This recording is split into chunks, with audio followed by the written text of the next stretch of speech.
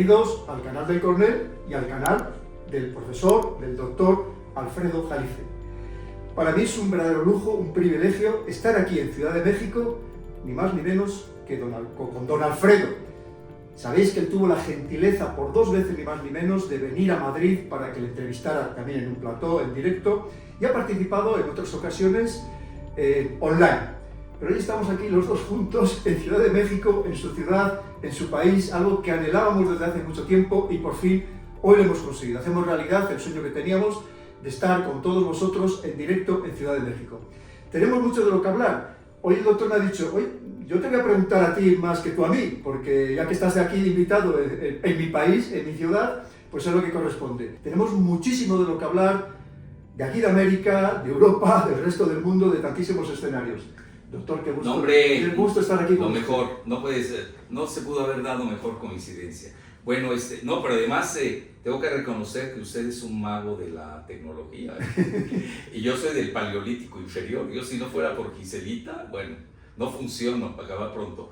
Ahora, va a ser una transmisión, yo le llamaría transatlántica, hispanoamericana, que eso es importante porque más que alejarnos, España y México y Latinoamérica, cada día debemos estar más juntos, porque si hoy no sabemos reunirnos en este mare magnum que está sucediendo en el planeta, el nuevo orden mundial en proceso, van a haber perdedores y ganadores, y quienes no se sepan mover, pues la van a pagar muy feo. Bueno, totalmente de acuerdo. Sí. Eso es lo que trato yo de transmitir estos días aquí en América constantemente. Tenemos que ser capaces los hispanos de encajar nuestra pieza, que no es pequeña ni mucho menos, no. en el nuevo puzzle geopolítico, que como usted bien ha dicho, doctor, y lo sabe perfectamente, todo lo que existía se ha descompuesto. Estamos en otra cosa completamente diferente. Ahora, rápidamente le digo yo, ahora que viajé que cada año voy a España, ahora que fui al sur de España, a Sevilla, Granada, Córdoba, Málaga también, la descubrí, que no la conocía. Impresionante, la evolución de Málaga es increíble. Así es. Y luego salté a Lisboa, que no la conocía, que ya me enteré desde Felipe II, pues Lisboa, toda Portugal era parte de España. A veces les olvida a muchos, ¿no? Bueno, porque quieren hacer la reingeniería antihistórica, más que nada. Entonces, a mí me llamó mucho la atención y yo creo que debe ser ejemplo para los países que lo usan desde el punto de vista, pues yo diría, pecuniario. Usan el choque de España con algunos países de Latinoamérica y abusan de ello. Y el ejemplo que yo tomé, y me llamó mucho la atención, yo ya conocí Andalucía hace mucho, pero no es lo mismo viajar cuando yo tenía 25 años que 50 años después, ¿no? Obviamente ya llevo mayor riqueza, ve uno mejor las cosas, etc. Y me llamó mucho y gratamente la atención cómo España ha sabido superar la parte del choque, sobre todo en Córdoba, ¿no? Con pues la civilización islámica, árabe, y hoy veo que se llevan de maravilla. Yo creo que ese es el ejemplo a seguir para Latinoamérica, sobre todo para los jacobinos trasnochados, ¿no? Que abundan, que muchos de ellos hay españoles ahí incrustados. Sí, bueno, esos son los peores. Esos son los peores. Bueno, y además son gangsteriles, todos tenemos sus biografías. Bueno, entonces yo creo que ese es el ejemplo a seguir. Entonces me da un gran placer que estemos de nuevo. Pues que nosotros también tenemos muchos más elementos de unión, de nexo. Sí. Es que el hermanamiento está ahí, es innegable completamente. Y yo no soy una gente muy devota de la religión, porque yo soy politeísta, realmente. A mí me encantan todas las religiones. Y quizás no me he convertido al judaísmo porque no nos aceptan, por el Talmud. Sí, pero eso puede ser por parte de madre. Así es, así es. Entonces, y las conozco bien, el budismo, tuve mi fase budista, mi fase hinduista, me encanta. Con los chiitas me llevo bien, con los sunitas, pero no quiero hablar de mí. Más que nada lo que quiero dejar presente es de que esa evolución cultural que tenemos en los países, que está regresando la cuestión cultural, etcétera, etcétera. Ahora que estuve en Madrid, asistí a a la exposición de la Virgen de Guadalupe, Ujú. que fui no porque yo sea devoto o sea guadalupano, porque yo era muy amigo del abad Schulenberg, que era el que manejaba la Basílica de Guadalupe. Y hay secretos religiosos que no los puedo decir. Qué bueno. Claro. Secretos religiosos. Secretos religiosos que me contó Schulenberg. Bueno, que los conoce en México quienes se meten al tema. A lo que quiero llegar es lo siguiente. Asistí al Museo del Prado, me dio mucho gusto ver la imagen de la Virgen de Guadalupe en los camiones allí en Madrid de tránsito, ¿no? Muy bien armada la exposición y hecha por dos entidades que no necesariamente son muy religiosas en México. Yo diría hasta todo lo contrario. Unos hasta antirreligiosas y otros exageradamente laicas. No pasa nada. Pues fíjese, doctor, que estos días aquí en México varias personas me han hablado, mexicanos, que han visto esa exposición y que les ha encantado. Fabulosa. Les ha encantado. Fabulosa la exposición de la Virgen de Guadalupe, que la hacen dos entidades mexicanas importantes, la UNAM, que es mi universidad, y la INA, que es el Instituto Nacional, no sé cómo se llama bien las siglas, de Antropología e Historia de México, que es muy fuerte a nivel laico, pero ellos son estudiosos y no se detienen a ver si la Virgen de Guadalupe, que si este es guadalupano, no es guadalupano, etc. Porque en México ya empezó el guadalupanismo a regresar, ha tomado un gran vigor, debido a que los migrantes mexicanos son más guadalupanos que nosotros. Fíjense lo que les estoy diciendo, es muy importante saberlo. Y han pesado mucho en la elección que hemos visto en Estados Unidos. Bueno, a lo que quiero llegar es a lo siguiente, de que el antecedente de la Virgen de Guadalupe, pues era una española.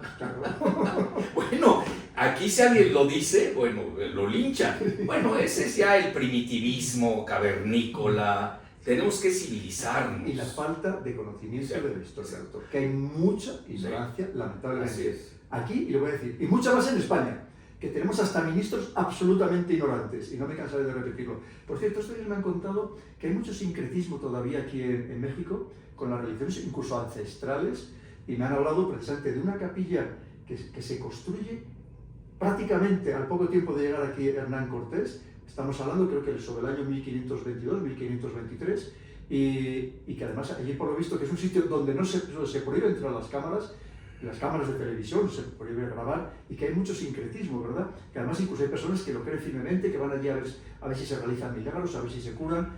Eso existe todavía en México, ¿verdad? Bueno, lo que pasa es que México es una cuna de civilizaciones prehispánicas. Y aquí, por ejemplo, se equivocaron, y yo lo critiqué mucho en su momento, se clavaron con lo que se llama Tenochtitlan. Obviamente los que manejaron eso no tienen ni idea de qué es México. Además, una de las personas que lo manejó ni es de origen mexicano real, ¿no? Es la falsedad política lo que da. Entonces, no quiero meterme mucho en ese renglón, pero se clavaron con Tenochtitlan, quitan la estatua de Cristóbal Colón, que además era español, era italiano, genovés. Ahora están en dudas ahora de dónde era. Ahora, bueno, no importa, pero no pues, y eso. Por eso yo doy el ejemplo de Andalucía, la Andalucía moderna, que es la entidad más grande de España a nivel provincia, si no me equivoco, ¿no? Sí, territorialmente. Territorialmente hablando, ¿no? Entonces... Rivaliza también, las dos Castillas también son muy amplias. Pero ya sumadas. Sí. Aquí está Andalucía toda, ¿no? Bueno, entonces, ¿a qué quiero llegar? Para mí se me hizo ejemplar lo que viví ahora en Andalucía. No hay bad feelings, ¿no? Hard feelings, no hay odio. Pues, ¿cómo estás resucitando esas cosas del pasado, ¿no? Etcétera, etcétera. Entonces, esa parte de las civilizaciones en México, y yo protesté, pues dije, yo soy de origen yucateco, imagínense, que los mayas no existieron. Los mayas, Jacques Sustein del Collège de France decía, son los griegos del continente americano. Luego los olmecas, de donde es el presidente López Obrador, su mamá y su padre, su madre que es de Veracruz, su padre de Tabasco. Los olmecas eran el inicio de toda la civilización mesoamericana, pero hasta que llegué a Perú y me entero que estaban los carales, que son anteriores a los olmecas. Bueno, nos dormimos y nos comieron la historia. Bueno, ¿a qué quiero decir? No solamente está eso, están también los zapotecas. Es decir, México es es una cuna de civilizaciones prehispánicas. Es decir, ya por antonomasia somos un país plural y no podemos caer en maniqueísmos baratos, donde yo soy el bueno, tú eres el malo, ergo te voy a destruir. Y sobre todo, doctor, por parte de los que están hablando en ese sentido y luego piden la nacionalidad española, ¿no? Además, bueno, bueno, ese es un tema. No quiero tocar ese tema porque allá ardería Troya, bueno, etcétera. No porque la cacharon, si no lo hubiera hecho. Bueno, pero es que me han hablado también de que parece que también los hermanos también la ya pidieron lo la pidieron, nacionalidad española.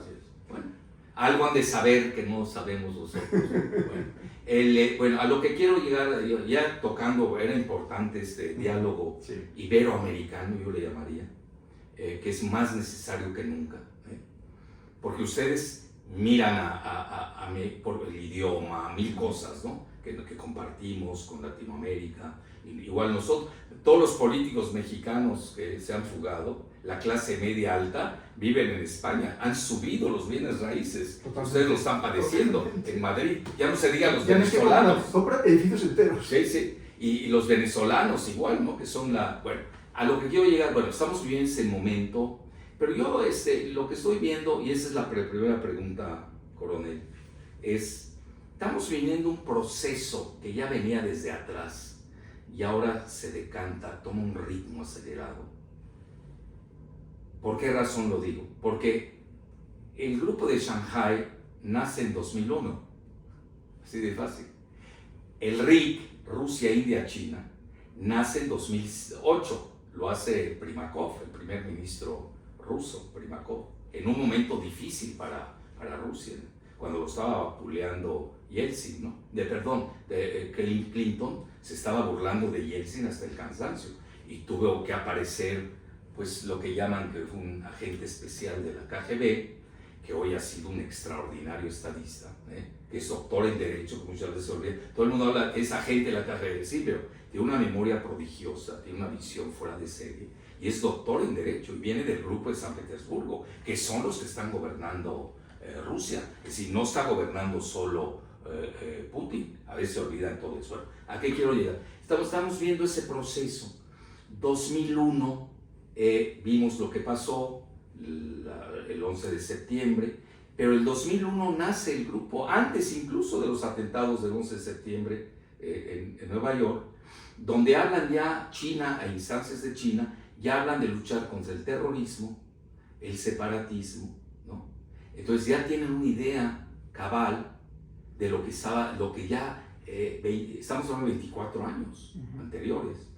Y luego, ese mismo año, sucede el 11 de septiembre, y luego es cuando Jim O'Neill, personaje importante, independientemente de que uno esté a favor o en contra, de Goldman Sachs, británico, de Manchester, no es cualquier cosa ser de Manchester, que ser de Escocia, ojo, bueno, lanza el concepto de los BRICS, pero si todavía no nacía Sudáfrica, entonces él ahí, que comenta, son los grandes que van a dominar económicamente el mundo, lo cual fue cierto y hoy lo estamos viviendo. Ahora, ¿qué pasa? Se equivoca luego con los 11 magníficos, eso nadie lo recuerda, pero los que damos clases, somos estudiosos, pues sí nos acordamos, fue un fracaso total de Jim O'Neill, y hoy entra en pánico, porque India se incrusta en el grupo de Shanghái. Está esa foto que ya recorrió el mundo, que ya es icónica, etcétera, etcétera. Y entonces la pregunta es en este sentido, coronel. Es un proceso, yo así lo veo como un proceso, pero no necesariamente usted la tiene que ver así, además usted tiene una visión geoestratégica. Yo la tengo más desde el punto de vista geofinanciero, geoeconómico. O realmente cambió el mundo repentinamente en Tianjin, ¿no? Debido a que comete un error Trump, igual que el que cometió Obama al empujar a Rusia a los brazos de China. Hoy Trump empuja a India a los brazos de China. Son dos errores gravísimos, uno de los demócratas y otro de los republicanos. Y la realidad, de repente estamos ante una nueva, todavía no se da el nuevo orden mundial, pero al menos en lo que yo veo, se aceleró el proceso hacia un nuevo orden mundial, que ya se nota quiénes van. Obviamente la cumbre de Shanghái en Tianjin, que es un puerto a 2 horas, hora de Beijing, tuvo un éxito fenomenal. No sabemos qué hablaron, no sabemos cuando se sube Modi al carro Aurus de Putin, 1 hora que hablaron, cuando Rusia e India siempre han tenido excelentes relaciones, no es nuevo. Aquí el problema era cuando amarraron navajas entre China e India, que es el juego británico, no es ningún secreto decirlo. El mismo Jim O'Neill lo comenta. Dice, cuando se reúnan China e India, sí nos preocuparemos. Mientras tanto, los BRICS no valen nada. Bueno, ahí tenemos un evento, luego tenemos la parada militar en Beijing, que ahí usted sabrá cómo definirlo, el mandarín Xi Jinping en el centro, a su derecha el presidente Putin, y a su izquierda un nuevo invitado trilateral que se llama Narendra Modi, Kim Jong-un, bueno, y vestido de occidental. Correcto. El único que no iba vestido de occidental era precisamente Xi Jinping. Todos los gestos son importantes. Todo vale. Todo es importante. Porque él siempre, le voy a decir por qué, porque yo copié mucho de sus trajes, que no eran tipo Mao. Me gustaron. ¿Es verdad que usted los lleva alguna vez? Sí, yo los llevo. A mí me gustan mucho los trajes norcoreanos. Así tipo Kim Il, bueno, tipo Sun Yat-sen, ¿no? No, tipo, ¿cómo se llamaba el papá? El abuelo, el famoso, Kim Jong-un, Kim Il-se, algo así. Kim Il-sung. Kim Il-sung, exacto, que es el padre. Porque Kim Jong-il y Kim Jong-un. Exacto. Entonces, incluso lleva a la hija de 12 años de edad, ya está preparando la sucesión. Bueno, entonces ahí ya tenemos otro evento. Y luego, inmediatamente después, como si eso fuera poco, viene el golpe de gracia con la reunión en Vladivostok, que marca todo y donde lanza su discurso famoso Putin. Esto se veía venir, no es nuevo ni mucho menos. De hecho, la CIA durante muchos años estaba enviando mensajes, informes anuales al Congreso estadounidense diciendo, ojo, que esto se viene, ojo con China. Pero los políticos como que no se lo acababan de creer. Entre otras cosas porque seguían en ese proceso de deslocalización de sus principales empresas, porque por ignorancia pensaban que eso les beneficiaba, porque era más barato producir en otros lugares, y no le prestaban atención. Esto se veía venir, efectivamente. Lo que pasa es que el proceso se ha acelerado muy rápidamente. Es que, como usted bien ha dicho, hasta el año 2000, China la despreciábamos completamente, y había motivo para ello. Piense que en aquel momento China apenas era el 3% del Producto Interior Bruto Mundial. Lo ha multiplicado por más de 6 en 25 años. Ningún otro país ha sido capaz de hacer algo semejante, ningún otro país. Pero es que además entonces prácticamente no presentaba ni el 1% de las patentes internacionales. Hoy China presenta más de la mitad de las patentes internacionales precisamente en la Oficina Internacional de la Propiedad Internacional dependiente de Naciones Unidas. Sí, el cambio ha sido absoluto y como usted bien ha dicho, hasta estamos hablando de ese año 2000, que es cuando llega Vladimir Putin a la presidencia de Rusia. Unos meses antes había estado muy brevemente de primer ministro, todavía siendo presidente Boris Yeltsin, y se transforma completamente Rusia. Esa Rusia abandonada, donde no se prestaban servicios sociales, donde los oligarcas estaban depredando claramente el país y llevándose el dinero fuera, empezando llevándoselo a la City de Londres, empezando por Londres, y cambia completamente el paradigma. Quiere recuperar primero la moral del país, un país hundido moralmente, no lo olvidemos, había perdido la primera guerra de Chechenia, luego la segunda guerra de Chechenia la gana Putin, y le devuelve lo primero la moral, le devuelve espíritu ruso, que estaba un poco dormido, no perdido, pero dormido, aletargado, ¿no? Y dice, no, nosotros tenemos que ser otra voz, una voz influyente en el mundo, por territorio, por recursos, por población, por historia, por cultura, por absolutamente todo. Y ahí empieza a cambiar. Luego es verdad que viene, cuando ingresa China en la Organización Mundial del Comercio, que también es otro punto de inflexión, que quizá también fue un poco de ignorancia por parte de Estados Unidos en ese sentido, y a partir de ahí es que China progresa a una velocidad absolutamente inusitada. Pasa de ser un país rural, un país con más de 600 millones de personas viviendo muy por debajo del umbral de pobreza, y dice, esto hay que cambiarlo. Es verdad que esto ya empieza, esto viene de la época de Deng Xiaoping, cuando dice, todo lo que ha hecho Mao, ese gran salto adelante con todo lo que significó, un desastre también humanitario, dice hay que cambiarlo y nosotros si queremos ser una potencia dentro de poco, no dentro de muchos años, dentro de poco, tenemos que primero potenciar la educación, tanto interna como que vayan nuestros mejores estudiantes, los mejores cerebros a aprender en el exterior. Y luego, sobre todo, tenemos que tener una cosa muy clara. Tenemos que permitir que nuestros ciudadanos se hagan ricos para que enriquezcan al país.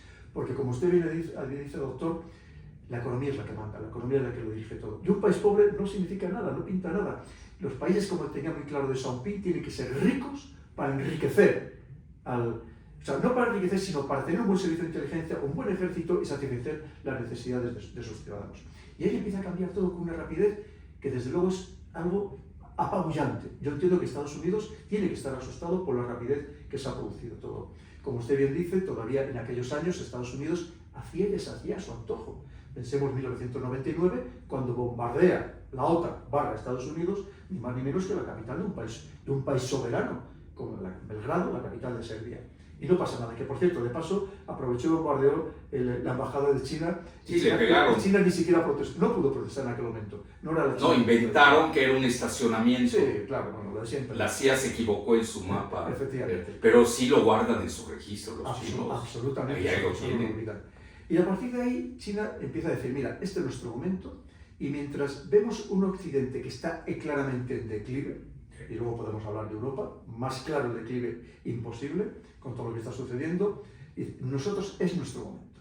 Solo durante 200 años no hemos sido, por así decirlo, el centro del mundo, que es lo que significa etimológicamente China, el país del centro, pero claro, es que llevamos siendo más de 6.000 años, llevamos siendo el país del centro, porque China, más allá de los 25 siglos que tiene como país, no olvidemos que tiene 6.000 años de historia como civilización, que ellos se considera una civilización más allá de hecho, no solamente 2.300 años como país, sino una civilización con más de 6.000 años de historia. ¿Qué significa? Que cree que su momento ha llegado, y que además han conseguido, que fue el ejemplo del otro día del desfile, que tiene mucha simbología todo lo que ahí sucedió, de mostrar un país unido, un país que va al compás, que va a la misma música, todos desfilando perfectamente sin salirse ni un milímetro uno del otro. Mientras que estamos viendo lo que está pasando en otros países, los problemas internos de Estados Unidos, los problemas de una Unión Europea que vemos a dónde vamos, que si no nos desintegramos poco nos falta, claro, y ellos están en una dinámica diferente. Y empiezan además con ese hambre del que viene desde abajo, del que le hemos ridiculizado, le hemos humillado, lo que ellos llaman el siglo de la humillación, 1850. Las dos guerras del opio. Hasta 1949, cuando se crea la actual República Popular China, las guerras del opio, la invasión de Manchuria, que a los japoneses no les pueden ni ver, esa es la realidad, y yo lo he vivido ayer, lo he palpado en directo, y dice, los abusos por parte de los europeos con respecto de China, despreciada completamente. Dice, es nuestro momento. Pero esto se veía venir, esto no es nuevo. Los que usted y yo llevamos muchos años dedicados a estos temas, doctor, y esto lo llevamos analizando, ¿no?, desde hace años, y lo estábamos comentando, que esto se avecinaba. Lo que pasa es que el proceso se ha acelerado enormemente. Como usted bien ha dicho, lo que acabamos de vivir en la cumbre de la Organización de Cooperación de Shanghái, el SCO, ha sido apabullante, donde además, si seguimos abrimos la cuenta de Twitter, de X, de Modi, del dirigente indio, vemos constantemente alabando a Putin y a Xi Jinping, alabándoles, y además con una preocupación por parte de Trump clarísima, porque India estaba en la alianza Quad, esa especie de mini OTAN que había creado Estados Unidos para intentar cercar estratégicamente a China. De hecho, todavía el anterior secretario de Estado en la administración Biden, Anthony Blinken, había ido a India, para recordarle que seguía en la alianza Quad, para recordárselo. Y es más, el anterior el portavoz de la Casa Blanca permanentemente amenazaba a India, ojo con lo que estaba haciendo, ojo con acercarse a China, pues al final se ha acercado a China. Además, ya no va Trump a la reunión del Quad. Correcto, efectivamente, ya no va ya. Y luego, claro, mientras tanto, pues tenemos una Rusia, que ya lo decía Kissinger, que el gran error que se podía cometer era ponerlo en los brazos de China, que no se nos ocurriera, empezando por el daño que nos ha hecho a Europa romper las relaciones con Rusia y que nos sigue haciendo. Pensemos ahora mismo que uno de los grandes acuerdos a los que llegan es abrir el Siberia 2, el gasoducto, que ya si lo unimos con el Siberia 1, es que estamos hablando que el Siberia 2 va a proporcionar más de 50 billones de metros cúbicos anuales de gas desde la península de Yamal en Rusia a China. Si lo unimos con el 1, estamos hablando de más de 100 BCM anuales. lo que nos tenía que haber llegado a Europa, lo que nos tenía que llegar a Sí. Europa, que nos ha hecho un daño terrible. Y encima una Europa que nos hemos puesto de rodillas delante de Donald Trump, con unos políticos nefastos que tenemos, que se han arrodillado, que le han besado la mano a Donald Trump, y que otra cosa le vamos a comprar, y todavía no sabemos de dónde lo va a sacar, ni más ni menos que 750.000 millones de euros en energía a Estados Unidos. Es decir, estamos haciendo el ridículo en Europa. A un precio de gas licuado natural Mucho 6 peor. veces mayor al que tenían en el Nord Stream 2. Correcto. ¿Quién lo bombardeó? Pues hoy se están peleando si fueron los británicos o Estados Unidos. Desde luego a los ucranianos les utilizaron. Que detrás está la mano del Reino Unido, sea el SBS, o sea con otras fuerzas especiales, y de Estados Unidos creo que cabe poca... No poca tiene la duda, tecnología poca Ucrania para eso. Evidentemente. Agarraron ahí un ucraniano en Italia. Bueno, eso es para divertirse. Efectivamente, para distraernos a todos, que es lo que llevan haciendo hace mucho tiempo. Pero claro, efectivamente, el gas natural licuado, doctor, aunque en origen sea muy barato, que no lo es, porque en muchos casos procede del fracking, aunque fuera muy barato, por ejemplo, el proveniente de Qatar, hay que embarcarlo en buques, que hay muy pocos de buques metaneros, que además tienen unas normas de seguridad de navegación muy estrictas, mucho más que los demás barcos. Tienen que estar a más distancia de la costa, a más distancia de otros barcos, por el riesgo que engendran. Luego tiene que llegar a un puerto, hay que volverlo a gasificar, hay que regasificarlo y luego hay que distribuirlo. Con lo cual, siempre se va a encarecer el coste, siempre. Eso contando con que haya suficientes buques metaneros para que tengas el suministro garantizado, que eso es otra parte, sobre todo en momentos de mucha necesidad de gas por parte de otros países. Cuando lo teníamos súper fácil, un gas barato, un gas de un proveedor Que fiable. gracias a eso creció Alemania. Absolutamente, doctor. ¿Y cuál es la diferencia? Ahora tenemos una Alemania con ya muchos meses en recesión, cerrando a diario miles de empresas, Sí. con una situación, ojo, muy delicada interna por muchos motivos, también con una inmigración que está creando muchos problemas, que están haciendo grupos extremistas, y ojito con el tema de Alemania. Todavía falta lo más Bueno. importante. La primera, usted habló de lo simbólico de la parada militar en Chile. Totalmente. Y luego la frase de, iba a decir Mao Zedong, imagínense, De Deng Xiaoping. lapsus, de Deng Xiaoping, donde dice, somos imparables. Sí. Además, fíjese, le dijo, somos imparables, pero decía, no levantemos suspicacias, no llamemos la atención, ya llegará nuestro momento. Lo mismo si se acuerda aquello que decía, lo importante es que el ratón cace ratones, da igual que sea pardo que sea negro, lo importante es que cace La ratones. sabiduría china, ¿no? Y luego aquello que decía, que dijo, muy interesante, ¿cómo es eso de que para ser socialista hay que ser pobre? No, tenemos que ser ricos, porque solo si somos ricos podremos ser un gran país, podremos ser un país dominante, podemos tener efectivamente un buen ejército, unos buenos servicios de inteligencia, pero solo si somos ricos. Fíjese qué diferencia de mentalidad, y por eso decía, eso no, tenemos que enriquecer y permitir a los ciudadanos chinos que se enriquezcan, porque si se enriquecen al conjunto del país. Fíjense qué cambio de mentalidad tan importante y sobre todo la genialidad. Nuestros mejores jóvenes, los más brillantes, han estudiado al extranjero. ¿Dónde están los conocimientos? ¿En las facultades de ciencias donde dan clases los premios Nobel? ¿Dónde? ¿En Estados Unidos? ¿En Reino Unido? ¿En Israel? Que también ha ido muchos chinos a estudiar en Israel. Vamos a absorber ese conocimiento y lo vamos a mejorar. No solamente vamos a aprender, vamos a copiar, sino que lo vamos a mejorar. Y es lo que vemos hoy en día, doctor, como la tecnología es suya. Da igual de lo que hablemos, de vehículos eléctricos, de lo que queramos hablar, la tecnología es suya. No, pero Ese la es el gran tecnología cambio de de impacto crítica que le llaman. Yo siempre doy ese dato, que lo maneja el think tank australiano ASPI. De 64 rubros en tecnología de impacto crítica, China lleva la delantera en 57. Es lo que yo digo, ya está el futuro escrito en el muro. Fíjese, doctor, por si alguien piensa que de repente nos hemos vuelto pro-chinos, no. Eso que usted dice es el estudio de probablemente quizá el principal think tank australiano. Sí, ASPI, ASPI. Por eso le digo que no sé, para que nadie piense que es la anglósfera. Porque ya sabe que enseguida que dice Sí, es que propaganda. te has vuelto pro-chino, pro-ruso. Bueno, son los maniqueos cavernícolas. Totalmente. Y abundan, por desgracia, ¿no? Totalmente, doctor. Bueno. Pero fíjese, vamos otra vez al tema de Europa, que hemos antes hablado. Sí. O sea, el daño que nos ha hecho todo el tema del Nord Stream, Alemania, que la han destruido, que fíjese que ha pasado de llamarse la locomotora de Europa, Sí. y ahora empiezan a llamar el enfermo de Europa, doctor. Esto es muy grave. Pero a ver, hay muchos enfermos. ¿Quién de los tres está más enfermo? Bueno, efectivamente. ¿Alemania, Gran Bretaña o Francia? Piense que ahora mismo el gobierno Starmer está cogido literalmente con palillos. Ya pidió préstamo al FMI. Bueno, probablemente lo que no era inimaginable, porque el Reino Unido perdió su imperio colonial, pero no perdió su imperio financiero. Exacto. Porque de hecho la City de Londres es casi un estado dentro del propio Reino Unido, ¿verdad? Como bien saben. Pero no solamente eso, fíjese la situación ahora mismo de Francia. Es que en la época Macron llevan 4 gobiernos, doctor. En un año 3. Bueno, es que es una barbaridad. Sí. Pero es que además hoy, tanto políticos de extrema izquierda o de izquierdas como de derechas, pidiendo la dimisión de Macron, que se cree el nuevo Napoleón, que nos quiere llevar a la guerra, que el otro día decía que los hospitales franceses tenían que prepararse para empezar a recibir cientos, no, miles, decenas de miles de heridos en la nueva guerra que están preparando, y decía que para antes de marzo de 2026, y tiene una popularidad del 18%. Y probablemente después de esto todavía sea mucho más baja. Es decir, ese es lo que tenemos. Pero no nos olvidemos quién es Macron, empleado de la banca Rothschild.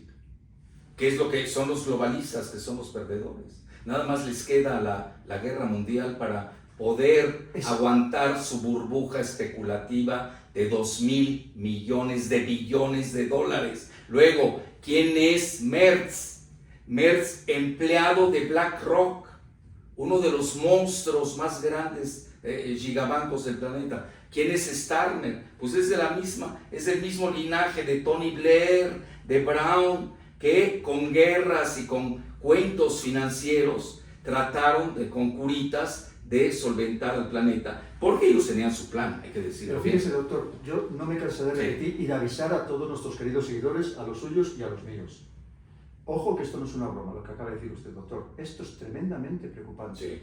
Una situación económica caótica, una situación social muy caótica en la mayoría de los países de Europa, que casi de enfrentamiento civil. Claro, es que aquí puede ver que la única solución es la guerra. Sí. Porque, como usted bien sabe, las grandes fortunas se hacen en las guerras. Porque, claro, como dice el canciller alemán, oye, que a Volkswagen le va mal, que fabrique carros de combate. Esa es la solución, llevarnos a la guerra. Una Alemania que ha roto su techo de gasto para gastar en defensa, un país que está muy mal económicamente, como está toda Europa, y que solo están apostando por la defensa, por gastar en armamento. Es decir, a mí me parece absolutamente demencial, pero fíjese el tema de Francia. No olvidemos, doctor, que hace menos de un mes el gobierno francés ya había hablado de hacer reducciones importantísimas del presupuesto público, porque, claro, se lo está pasando mal. De entrada les han expulsado prácticamente de África, con todo lo que obtenía Francia de África, y además, lo poco que tienen, parece que están empeñados solamente en gastarlo precisamente en ir a la guerra, que a mí nos parece de locos totales, y entonces estamos en una situación muy delicada. Y fíjese que, como usted bien ha dicho, estamos hablando de Alemania, de Francia y del Reino Unido, aunque no esté en la Unión Europea. Que me hace mucha gracia porque cuando hace la coalición de las voluntades, que la hacen el otro día en París, organizada por Macron, o cuando van a visitar de esta manera tan sumamente humillante a Donald Trump a la Casa Blanca, van los 4 grandes, Francia, Alemania, Reino Unido, Italia, y luego es verdad que no llevan a España, llevan a Finlandia, que no sé qué pintaba allí Finlandia, ¿no? Pero... para la finlandización de Ucrania. Efectivamente. Ya para darles el modelo. Eso es. Pero pues sí, pero vea la cara de cementerio que tenía, bueno, frente a Trump. Y la imagen, que parecía que era el director del colegio que había llamado a unos niños que les habían portado mal para amenazarlos de expulsión. Y los 7 pigmeos. Totalmente. Frente a él. Tremendo. Bueno, no será, coronel, de que esa es una hipótesis. Ellos apostaron todo, el equipo Biden, Jack Sullivan, Blinken, que traen las teorías, las adoptan de Mackinder, 1907, que ya sabe usted, no hay que impedir, hay que llevarse toda Eurasia, ¿no? Que las retoma Brzezinski, que era el estratega de los demócratas, que incluso dice su frase célebre en el libro El tablero de ajedrez mundial: Rusia con Ucrania es un imperio, Rusia sin Ucrania es una potencia regional. Entonces ellos le apostaron a Ucrania, por supuesto. Entonces, y ahí se clavan todos los globalistas, porque al final los demócratas resultaron más globalistas que nadie. ¿Verdad? Perdieron a la clase obrera, y ahí tenemos todo lo que es Clinton, Obama. Va a salir el libro de Clinton este jueves, salieron unos extractos la semana pasada, yo escribí de eso en la jornada este domingo, sobre los extractos del libro de Clinton, que reconoce que fue una mala apuesta a la globalización y que él ya había percibido, se está curando en salud, que China iba a ser una superpotencia económica. Sí, ahora lo saben. Todo pasado, ¿sí?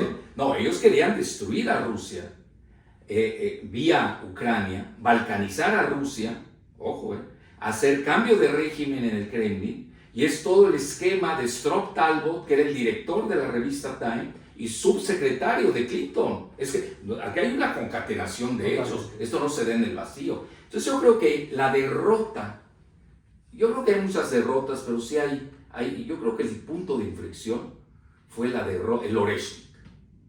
El misil hipersónico. Sí, así es, el misil hipersónico de Rusia, que demuestra ya que estaba perdida esa guerra, y hoy está perdida, entonces ya no saben qué hacer. El problema de Trump es de que él debió haberse salido antes. Se lo dijo Steve Bannon, quien fue su ideólogo del primer mandato, y le dijo, no es tu guerra, salte, esta es la de Biden. Y en lugar de salirse, esos juegos de Trump, que es el de precisamente una persona, bueno, ¿y qué hago, no? O te me empantano y al mismo tiempo estoy negociando con Rusia. Estuvo lo del espíritu de Alaska, que mal que bien hablaron, negociar. Hay una cierta repartición del mundo, entre comillas, ¿no? Y eso les llevó a hacer las preguntas más adelante, que ya le daremos el tiempo a nuestras seguidoras y seguidores. Bueno, ¿qué va a quedar? ¿Qué va a pasar con Trump?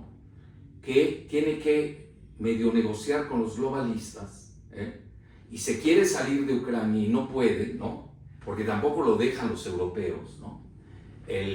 Porque ahí perdería todo el grupo globalista. No hay que perder, a mi juicio, no solamente la cuestión militar, la cuestión financiera, porque sería el triunfo de los soberanistas. Eso lo maneja tanto Alexander Dugin, eso es importante, que es uno de los ideólogos de Rusia, no necesariamente de Putin. Yo creo que Putin no necesita ideólogos, bueno, pero él, como el padre fue de los servicios secretos de Dugin, y él sigue, muchos creen que es el ideólogo de Putin. Yo no compro esa historia, pero de todas maneras sí tiene la percepción de gran parte del ejército, de los servicios secretos de Rusia, y maneja él mucho esa dicotomía de globalistas versus soberanistas, y lo mismo hace Steve Bannon. Eso es muy importante. Es decir, si hay ahí una coincidencia, y no están hablando de izquierda, derecha, esos son términos caducos, eso es de cavernícolas, ya vivió su época eso. Hoy estamos ante otro mundo, y si no cambian sus chicos, se van a quedar. Sí, porque hoy resulta que la izquierda latinoamericana la maneja George Soros.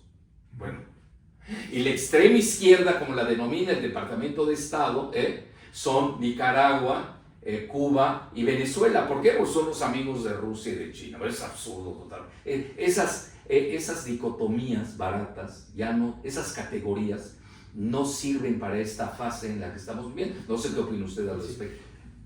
Con Ucrania hicieron una gran apuesta, tanto geopolítica como económica como ideológica, porque aquí, como usted bien ha dicho, hay también un enfrentamiento ideológico muy importante. Usted acaba de citar a uno de los grandes que apuesta precisamente por eso, es decir, porque estamos hablando de un mundo, digamos, ultraliberal, progresista, frente a un mundo neoconservador, que en ese sentido Putin y Trump están muy próximos, clarísimamente. Sí. Y eso podríamos meter también en el mismo saco, pues a Víctor Orbán o a Bolsonaro en Brasil.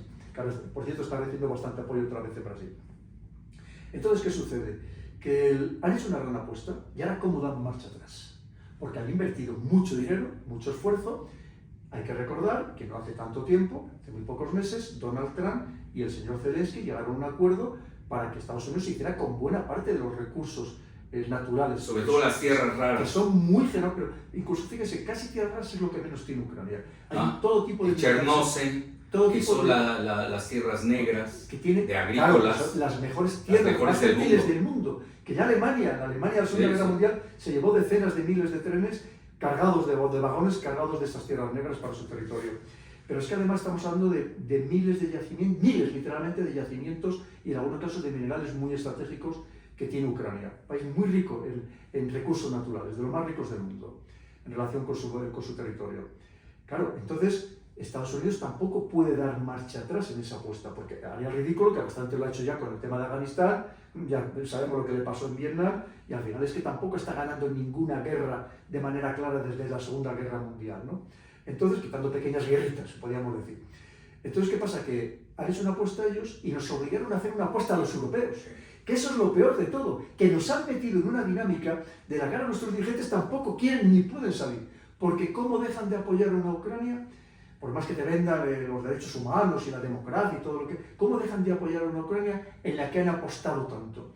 Y siguen empeñados, son contumaces, persisten en el error, no quieren dar el brazo a torcer. Y en esa dinámica estamos. Cuando están destruyendo completamente un país, están destruyendo la población de un país, van todos los días muriendo ucranianos, evidentemente, en esos frentes, y no son capaces de encontrar esa solución, o no quieren encontrar esa solución. Y luego, claro, vienen por otra parte los que viven de la guerra, los que en este proceso se están enriqueciendo, vendiendo todo tipo de medios. Porque cuando un país dice, le voy a enviar misiles, ese país necesita recuperar los misiles que envía a Ucrania. Y eso significa mantener el ritmo de producción industrial militar. Con lo cual hay un pastel muy grande ahí. Y luego es cierto que están los más beligerantes, tanto incluso algunos dentro de los demócratas como también de los propios republicanos, que dice no quieren, Graham, dice que es claro, que no quiere que termine la situación, que parezca que hay una derrota estadounidense con la apuesta que ha hecho. Y en esa dinámica estamos. Y mientras tanto pues se sigue despedazando clarísimamente un país sin tener ningún sentido, porque como usted decía, pues a ver, la guerra, con mucho sufrimiento, con muchas bajas, con mucho esfuerzo, pero la va ganando Rusia. Poco a poco sigue ganando terreno. Y como dicen, cuanto más tarde en llegar a un acuerdo de cualquier naturaleza, peor va a ser para Ucrania clarísimamente. Y en esa dinámica está. Con lo cual, es un problema que no es fácil de resolver por todas las presiones que estoy seguro que recibe Donald Trump, en el que además es muy significativo, que luego podemos hablar también de ese cambio de Departamento de Defensa a Departamento de Guerra, que lo último que nos acabamos de enterar es que parece ser, por lo menos en la parte no confidencial de este documento, que ahora dice que ya no va a seguir en ese empeño de actuar muy directamente contra China, porque sabe que tiene que actuar indirectamente contra China, y el escenario para actuar indirectamente contra China es América.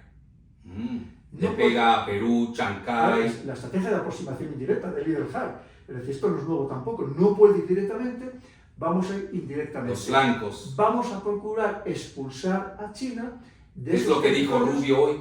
Claro, es que esa es la clave de todo. Y es lo primero que hace el gobierno de México, que va a imponerle tarifas a China. Es que fíjese, la reunión del otro día de Marco Rubio con la presidenta Sheinbaum, que además me han llegado rumores de que también probablemente haya muchas más cosas que se hayan pactado, por ejemplo, que México deje de inyectarle petróleo a Cuba. Que parece ser que en estos primeros meses, los primeros 6 meses de este año, le ha enviado más petróleo a Cuba, México, que en los 2 años anteriores. Entre otras cosas, a cambio de que vienen aquí, creo que son como 600 médicos, que eso lo conocerá usted mucho mejor que yo. Y le está presionando, porque además el otro día ha habido una senadora mexicana que en una entrevista a Fox News ha dicho literalmente que México, creo que se llama Lili Tellez, ¿verdad? Sí. Que ha dicho literalmente que México es un narcoestado, un narcogobierno, un narcorégimen. Esto es muy grave, porque en este Estados Unidos, que está empeñado en esta lucha contra el narcotráfico, que dicen ellos que es un componente geopolítico, lo mismo que ahora está actuando contra Venezuela, si le funciona lo que está haciendo en Venezuela, que yo me temo que Donald Trump no va a dar marcha atrás, porque no puede dar marcha atrás una vez que se ha lanzado a este juego, en esta apuesta. Y más el petróleo de Venezuela, que claro, es la mayor reserva del mundo. Absolutamente. Pero fíjese, es que a lo mejor detrás viene otra serie de países. Y la de México también está en juego el petróleo. El petróleo. Está la sombra de BlackRock sobre el Golfo de México. Es que México es tan sumamente rico en todo. Sí. Usted lo sabe, doctor. Qué país más maravilloso, qué riquezas tiene. Y probablemente ni siquiera sabe todo lo que tiene en su subsuelo, no, porque es un país... Primero en plata, primer productor de plata del mundo. Vea la plata cuánto subió. Claro, pero tiene ¿Y dónde está? Muy baja densidad de población y todavía queda muchísimo por explorar. No, pero el Golfo de México, el petróleo, la parte mexicana es importante. Fíjense que la ha cambiado el Golfo de América ahora, ¿no? Sí, y algo es el Golfo de Estados Unidos. Pues la palabra América en Estados Unidos es Estados Unidos, no es América en español. Correcto. Cuidado. Pero fíjese, estamos hablando de plata, primer productor del mundo. Tercero en cobre. Cobre, que es un mineral más que estratégico. Usted no sabe como militar. Pero que le pregunten a Pinochet que no lo entregó, el cobre. Bueno, de hecho en Chile hay una ley del cobre, sí, que es la que sirve para... Ni Pinochet lo entregó. Así es. Pero ahora se lo está llevando China a gran parte. Pero fíjese, aquí están hablando de otros minerales como puede ser molibdeno, tungsteno, y empiezan a extraer el litio. Pero el problema que es, ¿cuál es? Que todo esto, ¿quién se lo está llevando, doctor? ¿Canadienses? Que muchos de estos empresas canadienses, a su vez, los principales accionistas son grupos de inversores, muchos también estadounidenses, Estados Unidos y el Reino Unido. Fíjese, México es un pastel gigantesco. Es un botín. Usted lo ve como pastel. Absolutamente. Yo lo veo como botín. Un botín, efectivamente. Estamos en la época de piratas digitálicos. Mucho más preciso que yo. Pero claro, es que si cae ahora mismo el régimen del señor Maduro, que lo que le gustaría a Estados Unidos... vendría un efecto dominó, ¿no? Lo que le gustaría a Estados Unidos es poner a alguien en el poder que le fuera totalmente sumiso y que le entregara todos los recursos de Venezuela, que también es muy rico y también, porque también tiene una minería ilegal muy importante. En oro. Empezando por el oro. Pero claro, detrás vendría Nicaragua, detrás vendría Cuba. Que ya se cayó Bolivia, ya se cayó Ecuador. Que por eso está presionando a México para que termine de arruinar a Cuba, no enviándole el petróleo, que en su momento procedía de Venezuela prácticamente. Pero, claro, pero es que el siguiente, efectivamente... Pero Cuba puede recibir el petróleo de Rusia. Claro, tarda días, pero puede recibir el petróleo. Sí, en este momento, pero Estados Unidos a lo mejor se pone por el medio y no lo deja que llegue, ¿no? Pero claro, es que fíjese, ese efecto dominó, porque lo ha dicho claramente, que ahora se van a centrar en América. No, pero lo que usted acaba de decir es cierto, totalmente, yo coincido. Le pegan a Venezuela, no le están pegando a Rusia, que le sobra excedentes de hidrocarburos, están pegando a China. ¡Claro! Y a India, de paso. Esa China, doctor, que acaba de llegar, la plataforma flotante al lago de Maracaibo para extraer el petróleo, que eso es lo que le preocupa a Estados Unidos. Y el puerto de Chancay. Porque en Perú, pero lo que quiere Estados Unidos, y más ahora que nos tiene que vender esa energía a Europa, que nos hemos comprometido a comprársela, ¿qué bien le vendría? No sacarla de su país, sino sacarla de terceros países. Y si la puede sacar de México y de Venezuela, ¿por qué no, doctor? Es que piense, efectivamente, al final toda hay economía detrás. Y en un contexto económico, tanto en lo micro como en lo macro en Estados Unidos, que lo está pasando muy mal. Acabamos de conocer los datos de desempleo en Estados Unidos desconocidos. Un desempleo juvenil que supera el 10%, doctor. Esto va mucho más allá de un paro estructural. Es decir, estamos en una situación muy delicada cuando precisamente Estados Unidos, Donald Trump, se comprometió en su programa electoral a mejorar la economía familiar. Y no lo está consiguiendo, sino todo lo contrario. Con inflación. Una inflación desconocida prácticamente en Estados Unidos. Quiere decir que lo están pasando muy mal. Significa que Estados Unidos tiene que sacar dinero de donde pueda, de donde sea, o indirectamente. Y como sea. El paseo que se da a Donald Trump con todo su séquito que llamó mucho la atención por todo Oriente Medio, para sacar dinero. Y lo que ha hecho con Europa, que no es ni más ni menos que someternos económicamente para que todo se lo compremos a Estados Unidos. Sí. Ahora, hay dos cosas que yo quisiera abonar. Ya que habló de México en eso, por ejemplo, la guerra de Ucrania, ya ve que se ha mencionado mucho a mí, lo que llaman aquí la extrema derecha, de una señora que se llama Denise Dresser, fueron a apoyar a Zelensky. ¿Qué tiene que ver México en eso? Bueno, un partido que se llama Movimiento, ¿cómo se llama? MC, Movimiento Ciudadano, de un tal Chertorivsky, Woldenberg, es un házaro, que es igual que Zelensky, son házaros. Yo no pierdo esa línea. Usted sabe que eso para mí es fundamental. Ayer perdió un házaro en Argentina, Milei. Es un házaro crítico. Que es muy importante. Muy importante. Y con el peronismo, ¿no? Que es otra ecuación. Bueno, y hoy, mientras tanto, ya ve que convocó Lula a un diálogo de los BRICS, una reunión urgente de los BRICS, virtual, donde ahí participaron algunos, etc. Sí, pero al mismo tiempo ya están resucitando a Bolsonaro, ¿no? Y además con un choque legal fuertísimo. Mismo, unas manifestaciones multitudinarias a favor de Bolsonaro. Bueno, ayer en México hubo en el Zócalo, que eso no lo están reportando los medios, hubo un cántico por Palestina y en contra del genocidio. Se llenó el Zócalo.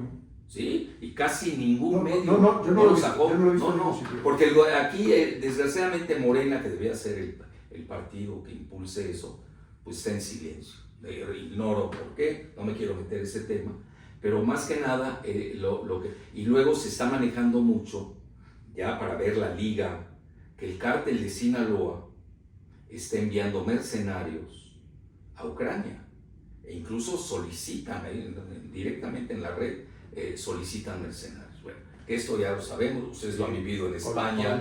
Ayer precisamente hubo un funeral en Ucrania de una unidad prácticamente compuesta por colombianos que había sido eliminada. Que siempre se ha hablado de eso. Es más, sabe que ahora mismo hay muchas madres en Colombia que están reclamando los cuerpos de los hijos que han muerto luchando en Ucrania a favor del señor Zelensky. Y que es algo de lo que tampoco se quiere hablar, ¿no? Efectivamente, porque muchos eran antiguos guerrilleros que han perdido un poco su modo de vida, no se incorporan a la vida civil, les ofrecen un buen salario y se van a combatir a Ucrania. Sí, efectivamente, porque están utilizando a este tipo de personas para... Claro, es que Ucrania necesita... Abusan del hambre y de las viejas guerrillas, las contratan, cosas que ya sabemos. Pero lo que... Para un europeo, el que le paguen 3.000 o 3.500 euros al mes, a lo mejor no es mucho dinero y se lo piensa.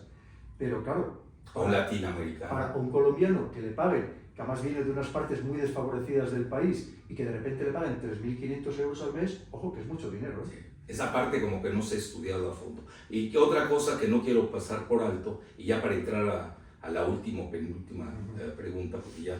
Sí. Seguro que hay muchas preguntas. Sí, no, yo ya tenía más de 100 aquí. Hay algo que no se debe soslayar. La inversión que hizo Goldman Sachs y BlackRock en las tierras raras de Ucrania. Totalmente. Pues allá tiene grandes presiones también Trump. Fíjese, doctor, que allá en Europa, primero en Londres y luego, no recuerdo, en otra parte de la Europa continental, se llevaron a cabo reuniones de inversores que ya estaban pensando en repartirse el pastel de Ucrania. Porque claro, porque hay que reconstruir el país. Sí. Hay que... Un Marshall nuevo, ¿no? Del siglo XXI. Efectivamente, y estaban ya todos encantados con invertir en la reconstrucción, por así decirlo, de Ucrania. Que además, fíjese, incluso, aunque Ucrania mañana se estabilice, que ojalá sea así, sobre todo para acabar con el desastre humanitario, las personas que están muriendo en la guerra, allí va a haber graves problemas. Primero, va a haber grupos armados que se van a convertir en delincuentes. Esto lo tenemos que tener en cuenta. Armados hasta los dientes, que llevan ya 3 años combatiendo y que se van a dedicar a expandir su... Con óptimas armas. Y con experiencia de combate. Y además pensando un poco en todo lo que es el pasado de Ucrania, ¿no?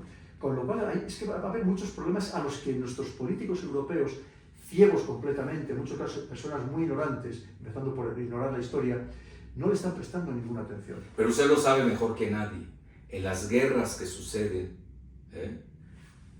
cuando se llega a un cese al fuego o se arma un mecanismo de paz, ¿qué pasa con las armas? Claro. Las redistribuyen a los nuevos sitios, que es el loro armamentista. Y surgen los grupos criminales que se enseñorean de buena parte del continente y más en una... Hay vasos comunicantes. Claro, que no hay fronteras, ¿no? Imagínense si Ucrania además entra a la Unión Europea, que no hay fronteras, y aunque no entre. Y a un nivel más aldeano, ¿no?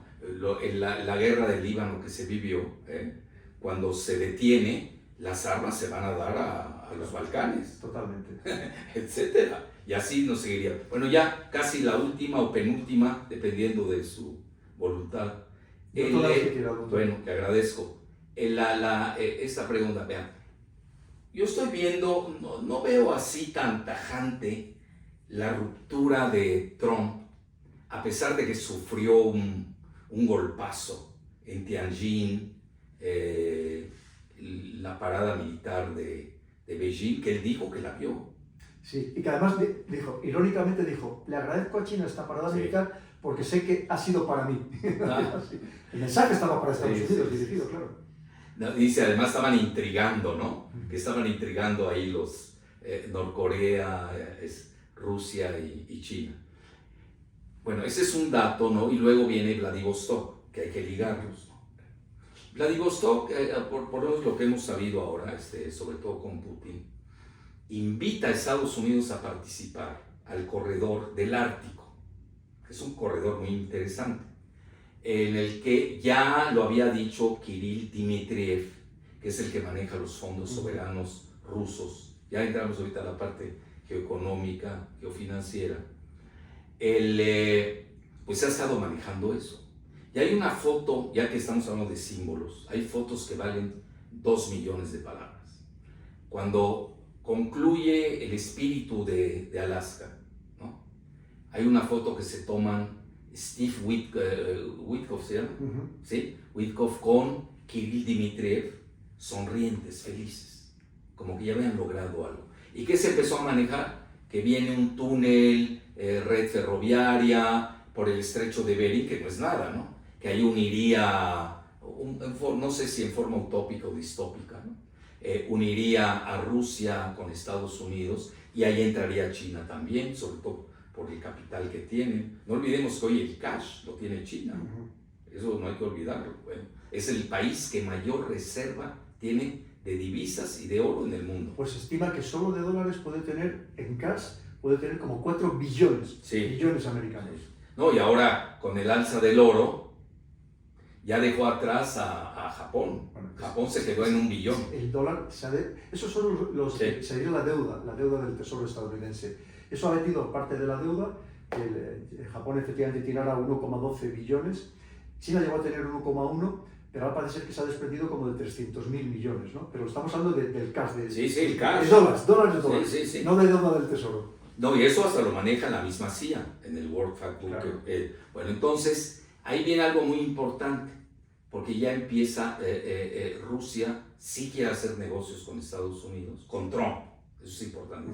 Él prefiere a un Trump malo que a un buen Biden, ¿no? Digo, es muy claro eso, ¿no? Bueno, entonces, y ahí en Vladivostok se habla de este corredor del Ártico, que es mucho más que algo marítimo, porque no solamente va a llevar todo el gas, todo lo que sabemos, ¿no? Que llega vía Mongolia, China, todo lo que usted manejó al inicio, sino que además ahí es una ruta que lleva de San Petersburgo a Murmansk, que es muy importante, hasta Vladivostok. Bueno, y ahí es donde entra China, que dice, que son muy simpáticos los chinos, dice, nosotros somos un país casi del Ártico. Bueno, ¿cómo va a ser casi? Estás a 3.000 kilómetros. Pues ellos ya definieron que son casi así. Casi y hay papers, hay documentos que hablan al respecto. ¿Por qué? Porque ellos están listos a invertir. Porque los demás no tienen ese dinero para invertir. Esa es otra, ¿no? Quizás Rusia un poco más, pero Estados Unidos evidentemente en esta fase no.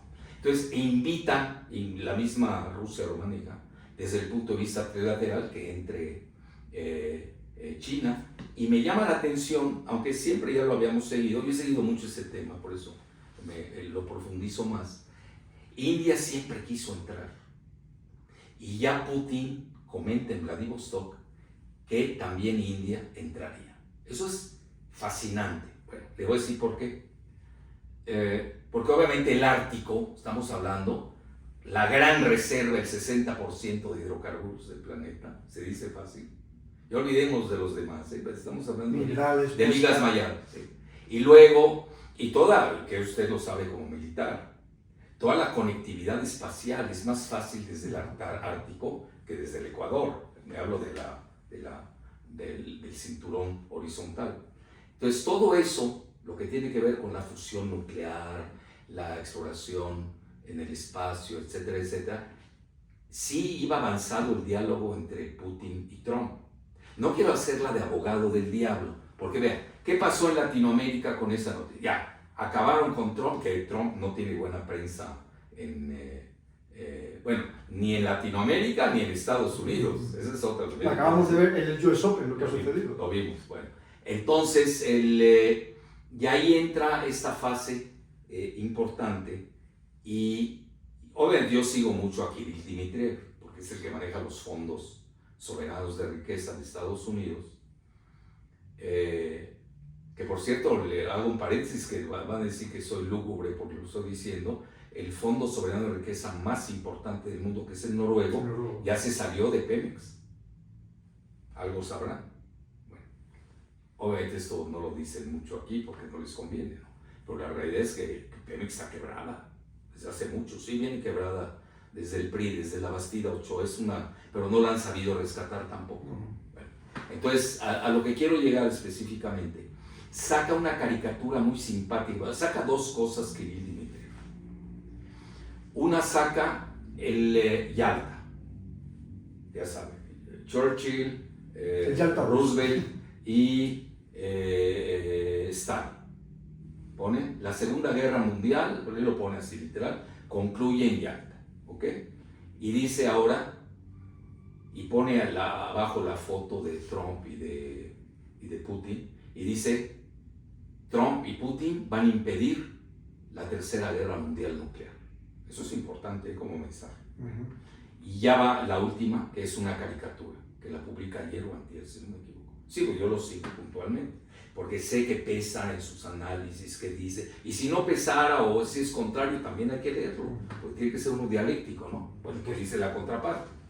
Y saca una imagen con 4 animalitos simpáticos, que representan, ya para qué le digo los animales quiénes son, pero sale un G4 y ya está buscando, eso es muy importante, sale obviamente, yo siempre estaba manejando el G3 de Rusia, de Estados Unidos y de China.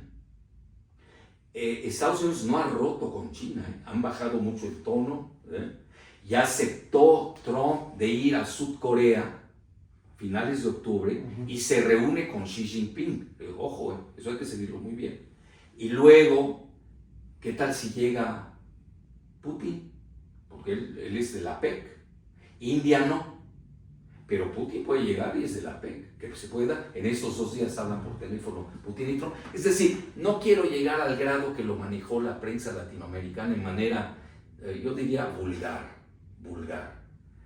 donde todo es pleito, box, lucha libre, ¿no? Si no, no sirve, ¿no? Ya le pegaron a el otro. No, yo creo que hay que ir modulando, moderando qué está sucediendo. Y creo que ya se dieron cuenta los rusos de que no quieren encajonar a Trump. Hay que darle una salida elegante, tenderle un puente de plata con esos proyectos magnos, para precisamente pues ya ir a la prosperidad, y no, ¿para qué te vas a una tercera guerra donde todos van a desaparecer? Ahí nadie gana, todos pierden, usted lo sabe mejor que nadie. Entonces ahí va la pregunta. Bueno, tuve que hacer toda esta vueltota para llegar a la pregunta puntual. ¿Ve usted una posibilidad en estos momentos? Claro, entiendo, van a haber días difíciles, ahorita estamos en una transición muy, muy difícil, donde está de por medio el ego, con alguien que es muy narcisista, que ya sabemos quién es, etcétera, etcétera. Y también hay que darle una salida elegante cuando tiene serios problemas domésticos. Zaharova, que es la portavoz de la Cancillería, que es muy inteligente, María Zaharova, comentó 2 cosas importantes. Comentó, dice, el problema de Estados Unidos es doméstico. Y el problema doméstico es muy grave. Tienen serios problemas financieros, de deuda. Literalmente, es decir, Rusia y China saben qué está pasando en Estados Unidos. Y yo un día hasta me atreví a decir, y eso que no existía Trump, existían los demócratas. Dije, yo creo que vamos a tener que llegar a un punto en donde la misma Rusia y China van a tener que salvar a Estados Unidos. Porque una caída de Estados Unidos lleva, bueno, sobre todo a Latinoamérica, ya no se diga Europa, Latinoamérica la pagaría con todo.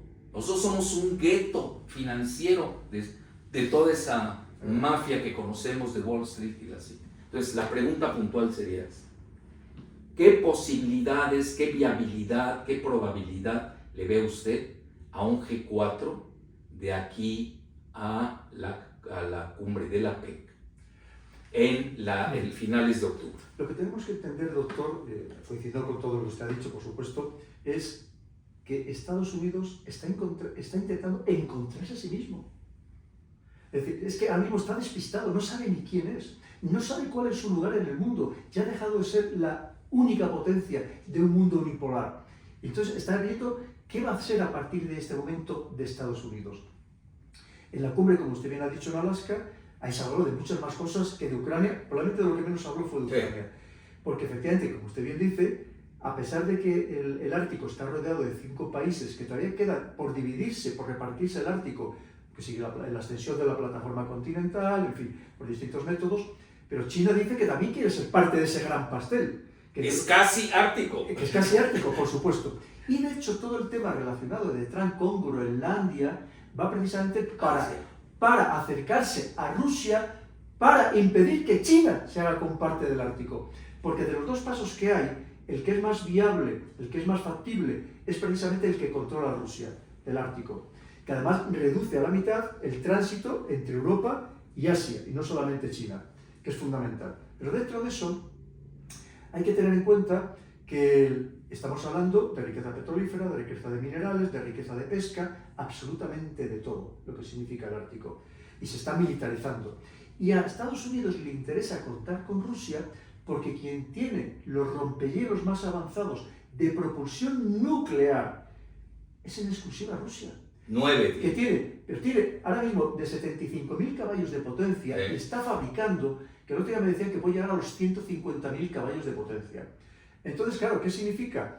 Que estamos hablando de algo muy grande, tremendamente grande, y a Estados Unidos le interesaría llevarse bien con esa Rusia, que es lo que pretende Donald Trump, pasar de todas las presiones que tiene internas y todas las presiones que tiene por parte de Europa, llevarse bien con esa Rusia para dominar toda esa parte del mundo que es absolutamente clave.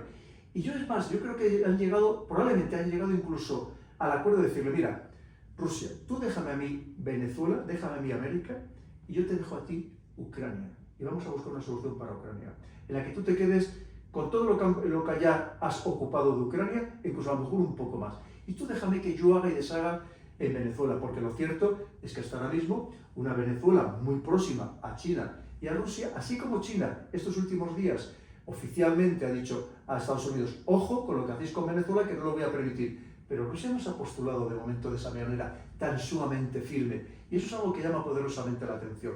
La sensación, como usted bien ha dicho antes, doctor, yo coincido, de que ahí se repartió el mundo, que efectivamente hubo ese Yalta II, en la que además, procurando no contar en exceso con China, teniendo que contar con ella, pero que China no sea la que reparta el mundo, sino que sea una parte que le corresponda, un pastel, un trozo del pastel mundial, pero que no sea China la que decida lo que se va a hacer, porque estoy convencido que les gustaría hacerlo a Rusia y a Estados Unidos juntos. Yo veo tres situaciones. Un trilema, el mundo está en un trilema. Una, quiero ser optimista, yo abogué mucho por el G3 de Rusia, China, Estados Unidos. Estoy feliz con que se haya incrustado India, feliz. Nada más que esto le dio mayor fuerza a Rusia. Es decir, ya tenía Rusia antes de lo de India, aunque tiene una excelente relación India. Desde la época soviética. Sí, de hecho, quienes construyen las centrales nucleares y le proporcionan de combustible nuclear habéis sido los rusos, los soviéticos, a India. Y quizás exageraron lo de las tarifas, las sanciones por sanciones secundarias por el petróleo, etc. O vayamos a saber si no fue deliberado, porque hay errores que cuando uno ve el resultado final podremos opinar. Yo aquí haría un subtítulo, ¿no? Esa era. La otra, que obviamente es impensable, y además yo siempre le comento hasta a mis alumnos en posgrado, ya ni piensen en una tercera guerra mundial, porque todos vamos a desaparecer, duerman tranquilos, no, ya, olvídense. Bueno, entonces, ¿para qué piensan en eso? Bueno, y no creo que Trump esté en esa tesitura por una razón. Bueno, yo obviamente ni Putin. Porque están a favor del START, de negociar el tratado de armas estratégicas nucleares, que vence en febrero. Bueno, y ya quieren incorporar también a China, nada más que China dice, bueno, ustedes están en 5.000 ojivas cada uno, yo traigo 500, a mí no me conviene. Ya que estén ustedes en 500, hablamos, ¿no? Eso es. Así va más o menos. Entonces yo esa parte sí veo claroscuros, ¿no? Veo cosas positivas, negativas, pero en el fondo veo cosas más positivas porque ya no tiene salida Estados Unidos tampoco. Y voy a la tercera, que es ahí, quizás sea la peor de todas, ¿no? Que es, pues se van a crear bloques, una balcanización del planeta con dos bloques, ¿no? El bloque, como ya le están llamando los euroasiáticos, el bloque de la paz, que son ellos, ¿no? Con el mundo multipolar. Es lo que ha dicho, entre otras cosas, Vladimir Putin en Lo ha dicho, es lo que dijo. el sur global, que le están dando mucha importancia, que está creando un gran atractivo financiero y económico, la creación del Banco de Desarrollo. Más justo, Sí. no depredador, Exacto. más productivo que financiero. Exacto, exacto. Y frente, pues queda Estados Unidos, con un Trump secuestrado por Wall Street y la City, queriendo más guerra, que él no quiere tampoco, pero tampoco quiere quebrar. Y ahora se está manejando, incluso hay análisis de la CIA que están manejando que tiene una carta oculta Trump bajo la mano. Vamos a ver si es cierto o no, que la va a decir por ahí de la mitad de octubre. Están manejando, ya sabe que el oro se cotiza oficialmente a $44 la onza. Y hoy ya como está a 3.600, Estados Unidos se haría de unos activos que para qué hablamos, sería las nubes. Ahora, problema, ¿sí tienen ese oro que dicen tener? Aquí lo duda. No, lo dudaron Trump y Elon Musk. Correcto. Quisieron ir a Fort Knox, donde supuestamente está la mayor parte del oro de Estados Unidos, y sigue la duda. Y yo vengo siguiendo esa duda desde Ron Paul, el que fue legislador tejano republicano, médico por cierto, y su hijo Rand, que es un gran fiscalista, que es senador. Y hay mucha gente en Estados Unidos que duda que existe ese oro. Es más, Alemania pidió su oro y no se lo dieron, etcétera, etcétera. Y yo tengo una anécdota, pero otro día la contaré. Un gran mandatario de Sudamérica, y yo le sugerí, pide tu oro, porque si no, ya le estaban dando un oro, no sé, hay un metal que se parece al oro. Dije, no, ves bien la ficha, el número que lo enviaron, y le voy a decir algo muy grave, no sé si lo habrían hecho antes. Si tenían los números, ¿no? ¿Y dónde lo tenían? En Londres. Bueno, mejor regálaselos a Alibaba. Que lo tiene en Londres. Mejor regálaselo a Alibaba, te hubiera ido mejor. Bueno, entonces a eso voy. Es decir, sí tiene todavía jugadas financieras Trump, no hay que perderlo de vista. Y obviamente con la cuestión del poder que tiene, todavía es una potencia, es la segunda, nos guste o no, a nivel militar. La primera ya no. Ya US and World Report News ya acepta que no. Y menos con los misiles hipersónicos, y hay otras cosas. Está muy atrasado Estados Unidos. Se ha equivocado, ha fallado todos los experimentos de Lockheed Martin, etcétera, etcétera. Bueno, y a Estados Unidos sí le quedan el dólar, pero se está cayendo. Todavía el rublo y el yuan chino ya empezó a internacionalizarse. El yuan está subiendo, el yuan se está revaluando. Tiene la computación cuántica, ya está a la par con China, y ya en lo que se llama los misiles hipersónicos, el mismo Pentágono reconoce que llevan 20 años de atraso. Incluso los aviones de sexta generación de combate. Ahora Donald Trump ha encargado a Boeing que le fabrique el F-47, pero China ya los tiene. Ya lo sé. Ya no hablemos del Sukhoi ruso, ¿no? Que es la maravilla de maravillas. Bueno, entonces, en resumen, ya Estados Unidos sabe, si ve bien el papel, y a mí siempre me quedó algo grabado de Trump, que fue a visitar a Jimmy Carter, que era muy sensato, pero no era popular. Tal es así que nos repitió. Y era hasta torpe, ¿no? Pero no, era una gente sensata, hay que reconocerlo. Y tenía un ser diabólico como Brzezinski, ¿no? Que lo llevaba a mil aventuras. La de Irán, por ejemplo. Y en una ocasión lo visita Trump a Jimmy Carter y le pregunta que cuál cree que fue el motivo de la caída de Estados Unidos. Y le dice, las guerras. China y Rusia no tienen guerras, sobre todo China, y está creciendo, etcétera, etcétera. Bueno, yo ahí lo dejo así. Entonces regreso al trilema como pregunta. ¿Cuál de esos? No lo estoy obligando a encasillar a que acepte los tres, puede dar un cuarto, ¿no? Una cuarta opción, pero ¿cuál en lo que yo veo, en mi análisis personal, que tengo ese trilema delante de mí, cuál de los tres cree a dónde va a tender el mundo en octubre?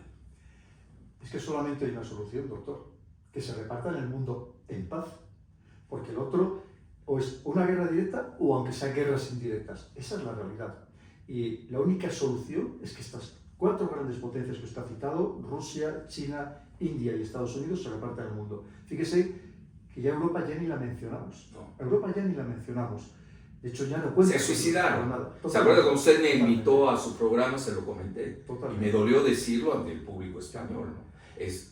Europa se suicidó. Y Alemania pierde la Tercera Guerra Mundial sin haberla iniciado siquiera.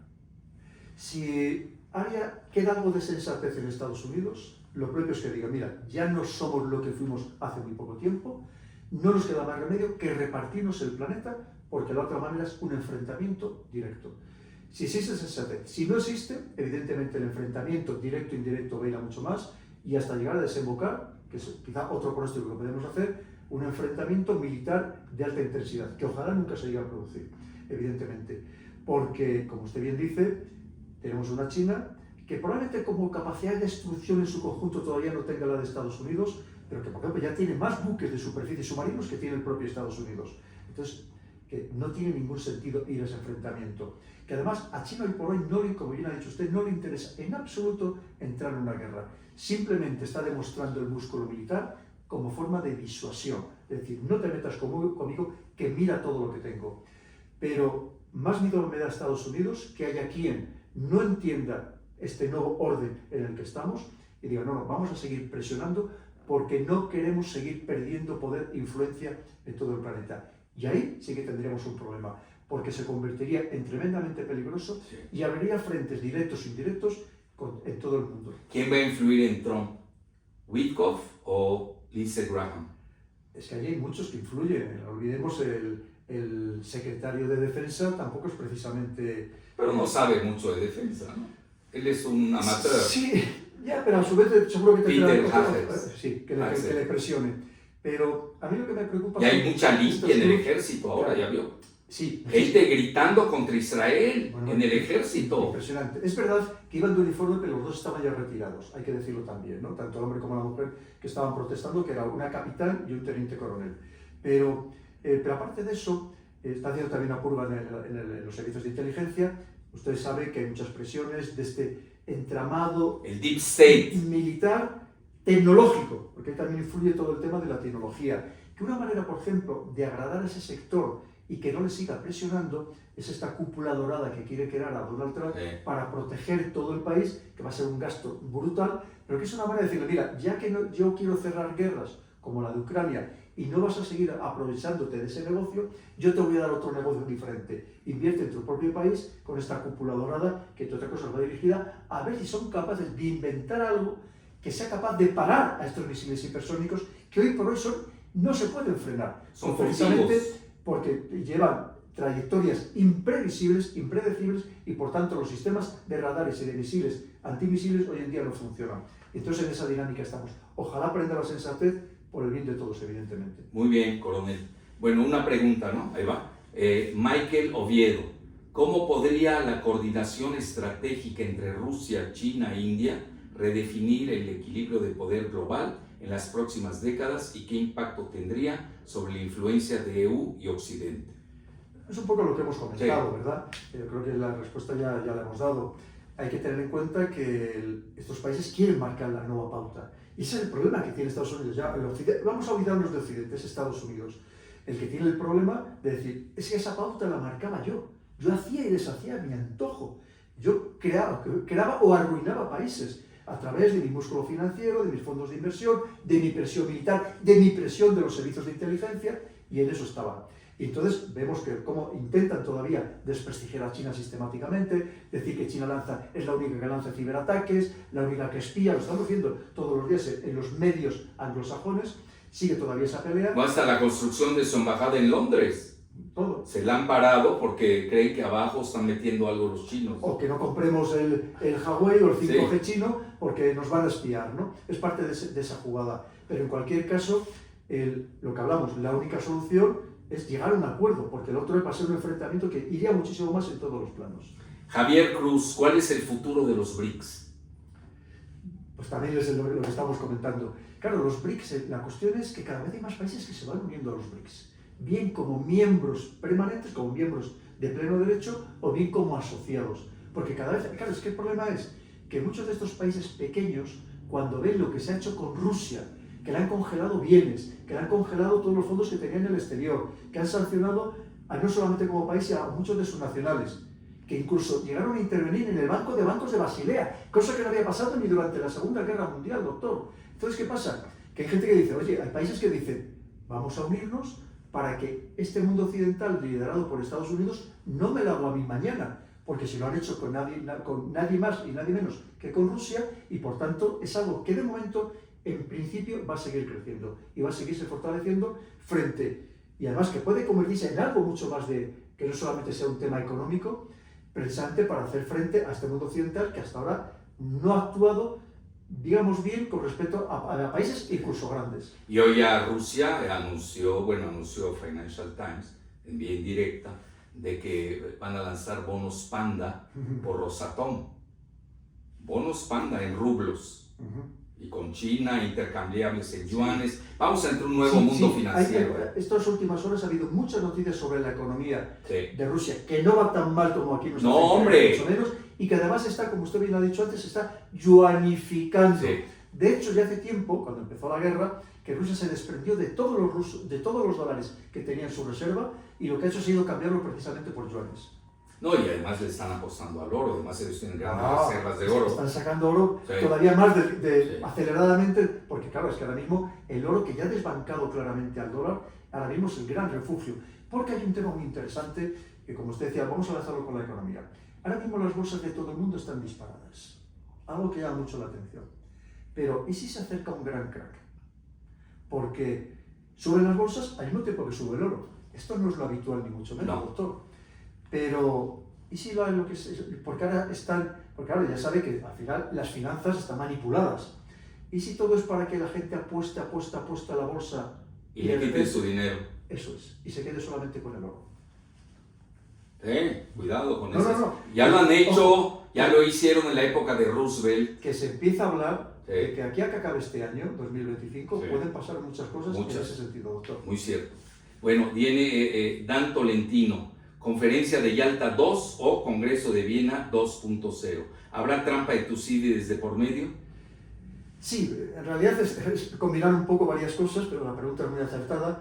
Claro, el Yalta 2 es repartirse el mundo, ¿no? En aquel momento lo que está dicho entre Estados Unidos, al Reino Unido, que tampoco es que tenía mucha capacidad para repartirse nada, es más, iba a perder buena parte de su imperio, y luego por otro lado, pues Rusia, ¿no? Pero claro, aquí lo que estamos hablando es de algo muy diferente, ¿no? Porque ya no solamente es esta Yalta, sino que estamos hablando qué va a ser a partir de ahora esta repartición de todo el planeta, ¿no? Porque claro, que decía Yalta 2, o como decía el... Congreso 2, de Viena. No, luego, pero dijo algo, ha dicho algo más, además del Congreso. La trampa de Tucídides. La trampa de Tucídides, yo creo que la conocen ya perfectamente todos nuestros queridos seguidores. ¿Qué nos dice Tucídides cuando habla de las guerras del Peloponeso?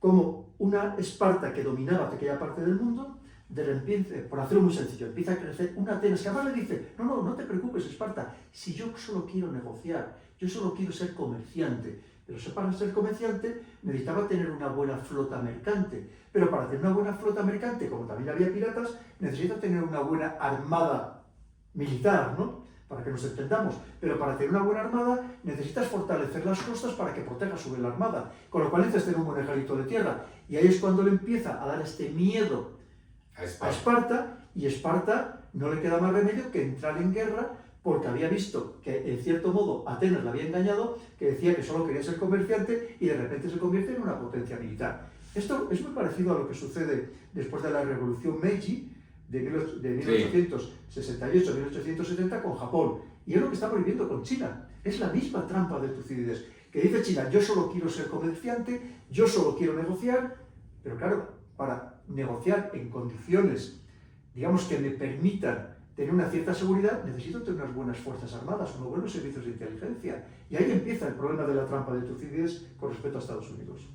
Muy bien. De una manera muy sencilla. Y ganó Esparta al final.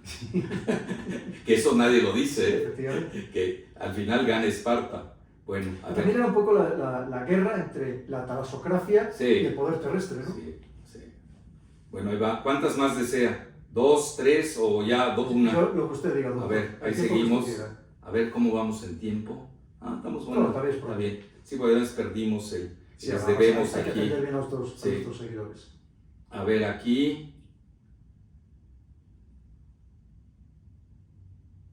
Sergio René Araujo Enciso, ¿teme Europa perder a Estados Unidos como ese actor exterior imparcial, entre comillas, que ha servido desde el final de la Segunda Guerra Mundial como dique para contener las incesantes guerras intraeuropeas?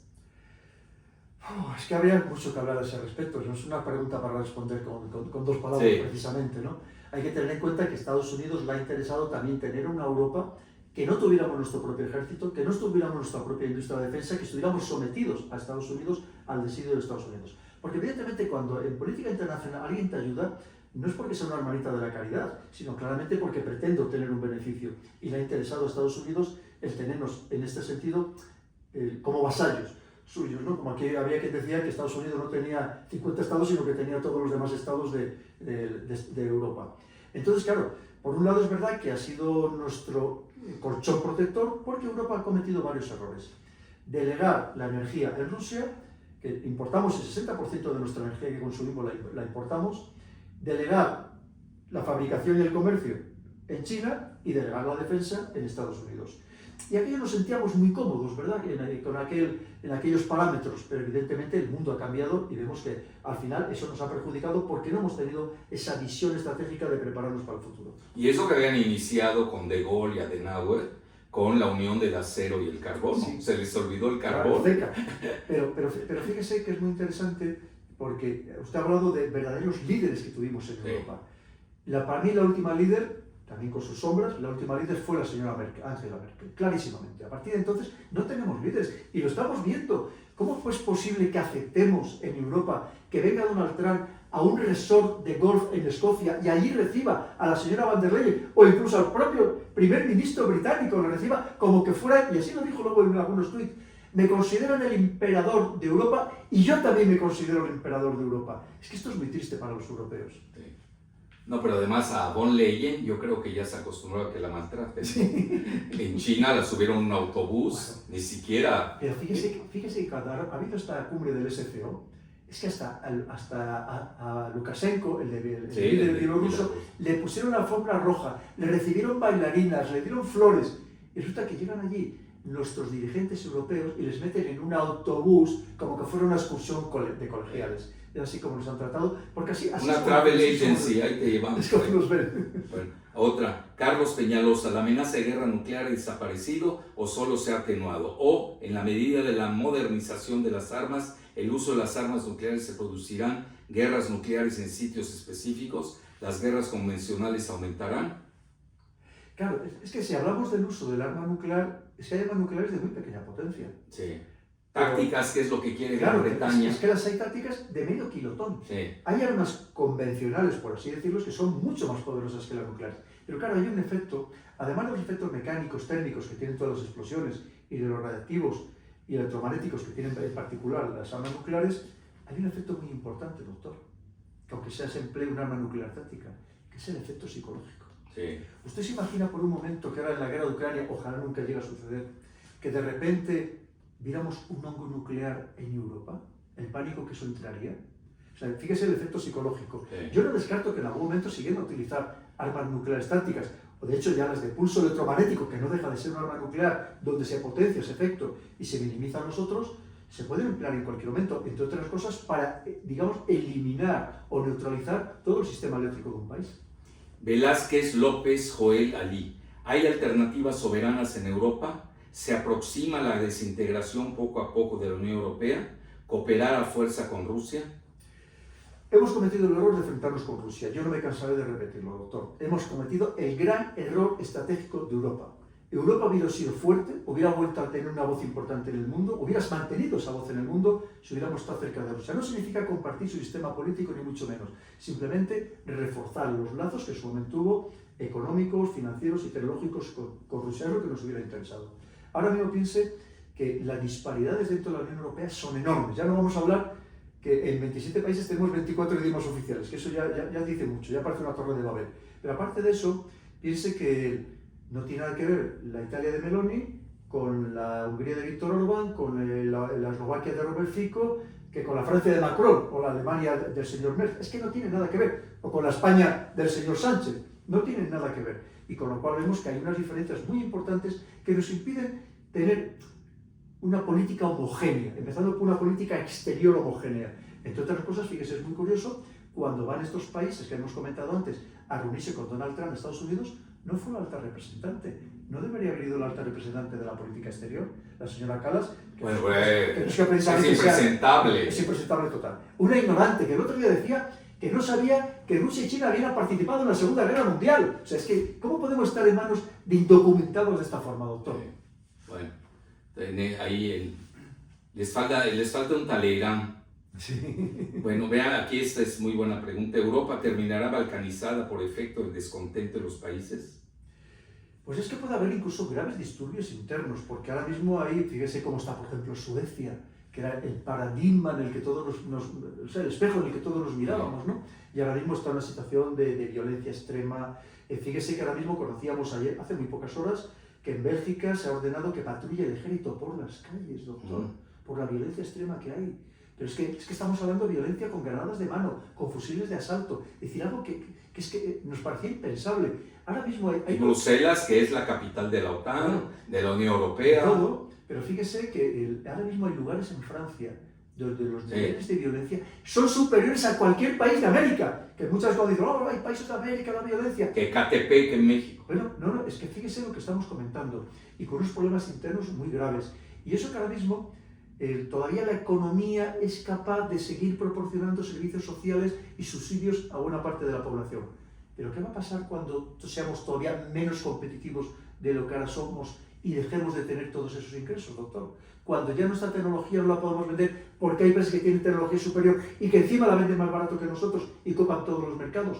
En Europa vamos a tener problemas gravísimos y, entre otras cosas, nuestros dirigentes están totalmente descentrados, desnortados en general. Muy bien. Este es de Luis Alfonso Guerra.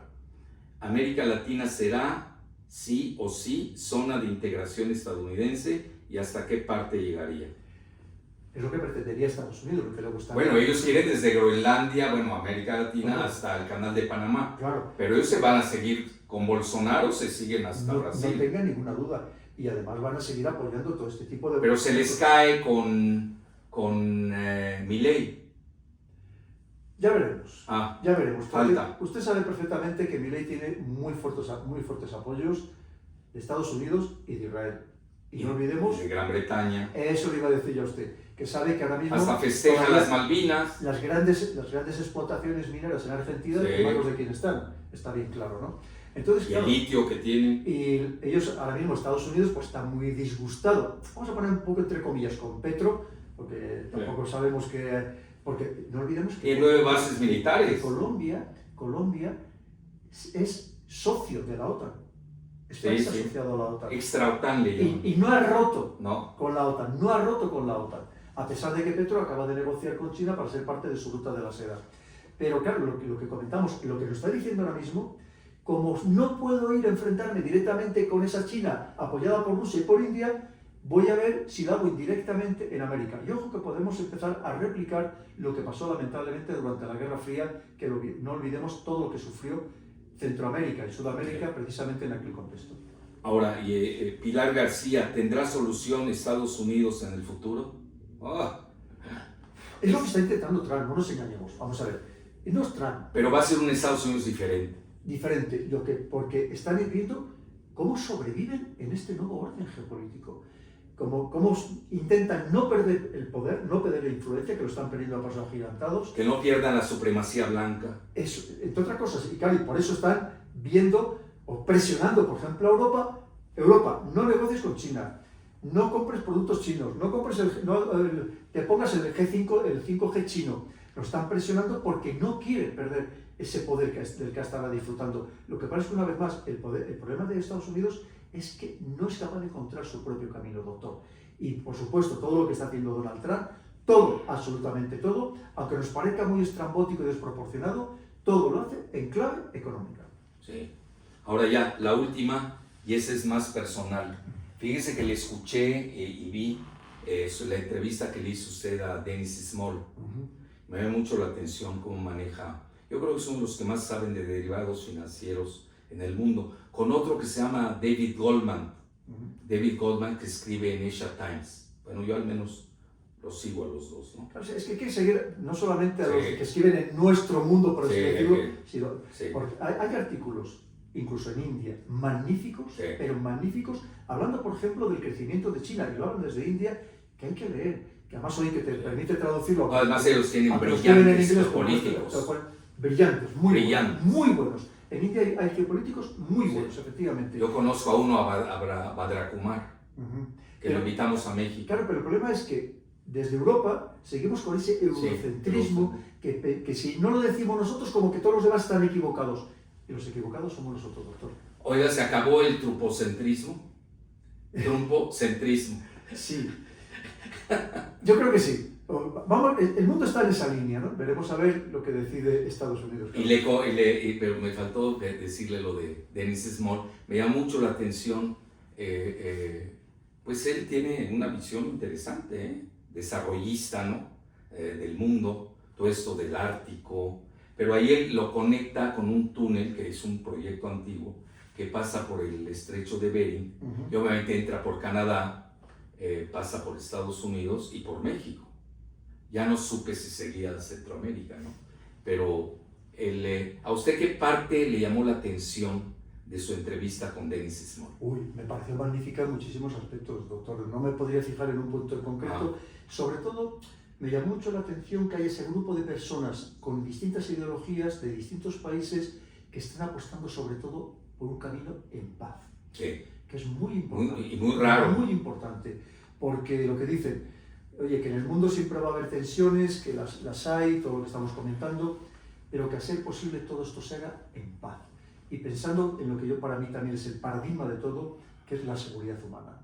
Que se deje de, por motivos económicos, por abusar de los demás, por depredar a los demás, de que se esté muriendo gente con una pasividad total, que no les importe la pérdida de vidas humanas. Y creo que en ese sentido, la lección que nos dio el otro día Denis Small a mí me pareció magnífica. Yo recibo desde hace mucho tiempo las newsletters que mandan por correo electrónico y son de verdad dignas de seguir. Sí, de Executive Intelligence Review. Porque todo lo que está... Oiga, pero ahí dijo algo que me llamó la atención, que esa era la verdadera pregunta. Comentó que usted iba a ser el ministro o secretario, ¿qué se maneja ahí? No. De defensa. No. Y que lo boicotearon los británicos. Bueno, eso es bien conocido. Yo salí nombrado del Palacio de la Moncloa, ahí en España, yo salí nombrado de palabra como director de Seguridad Nacional. Y efectivamente, los británicos, ya sabemos quién, me hicieron una campaña brutal porque no les interesaba. Yo tengo, como veis, ideas un tanto revolucionarias. Yo no soy de los de seguir la línea, que son los que triunfan y llegan a las altas instancias. Muchas veces. Y pensando, para mí lo prioritario, por supuesto, primero España y luego el mundo hispano. Y fíjese, ya si quiere en tercer lugar ya Europa. Pero en tercer lugar, claro, yo tengo ideas muy diferentes al sometimiento, ¿no? Y yo tenía, pues efectivamente, yo quizá era demasiado revolucionario para lo que a muchos les gustaba y no les interesaba en absoluto que yo tuviera ese puesto. Pero fíjese, yo creo que han conseguido el efecto contrario, porque a lo mejor en esos puestos tienes que callarte la boca por toda la información que estás recibiendo, ¿no? Clasificada. Y yo creo que a lo mejor han No, le dieron un megáfono. Totalmente. Bueno, Totalmente. pues un gran placer, querido Doctor, coronel, como doctor, siempre. siempre, Encantado, lo mejor. Fue una gran lección Que la hagamos de a ser posible geoestrategia. presencial, pero sí online, Sí, exactamente sí. igual, que la hagamos muchas veces. Muchas gracias por tu apoyo al canal. Puedes suscribirte, pulsar la campana de notificaciones para estar al corriente de los próximos vídeos y de momento aquí te dejo un par de ellos que espero que te gusten y que sean de tu interés.